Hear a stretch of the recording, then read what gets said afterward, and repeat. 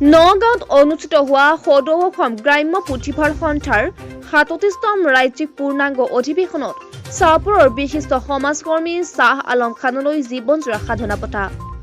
অসমৰ বিভিন্ন প্ৰান্তৰ ২৪ গৰাকী সাহিত্যিক, সাংবাদিক, সমাজকৰ্মী আৰু বিভিন্ন দিশত সেৱা আগবঢ়োৱা বিশিষ্ট ব্যক্তিসকলক সদৌ অসম গ্ৰাম্য পুথিভঁৰাল সন্থাৰ নগাঁও জিলাৰ শংকৰনগৰ হৈবৰ গাঁৱত অনুষ্ঠিত ৩৭তম ৰাজ্যিক পূৰ্ণাংগ অধিৱেশনত বঁটা আগবঢ়ায়।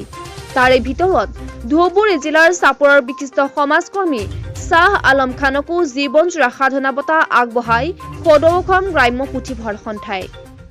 সমগ্ৰ জীৱনজুৰি গ্ৰাম্য অঞ্চলৰ দৰিদ্ৰ যুৱক যুৱতীসকলৰ জীৱন জীৱিকাৰ পথ দেখুৱাৰ উপৰিও কৰ্মই ধৰ্ম এই আপ্ত বাক্যশাৰী শিৰোগত কৰা আৰু আজীৱন জাতি ধৰ্ম ভাষা নিৰ্বিশেষে সকলো শ্ৰেণীৰ জনসাধাৰণৰ উন্নয়নৰ বাবে কাম কৰি এক মানৱ দৰদী ব্যক্তিৰূপে পৰিচয় দাঙি ধৰিবলৈ সক্ষম হোৱাৰ লগতে অসমৰ বিভিন্ন বাতৰি কাকতৰ সংবাদদাতা হোৱাৰ উপৰিও অসমত সাহিত্য সভাৰ দৰে জাতীয় অনুষ্ঠানৰ এগৰাকী অক্লান্ত কৰ্মী হোৱাৰ উপৰিও শ্বাহ আলম খানে উৰেটো জীৱন আগবঢ়োৱা অৱদানৰ স্বীকৃতি স্বৰূপে সদৌ অসম গ্ৰাম্য পুথিভঁৰাল সন্থাৰ পৰা ধুবুৰী জিলাৰ চাপৰৰ শ্বাহ আলম খানলৈ জীৱনজোৰা সাধনা বঁটা আগবঢ়ায়।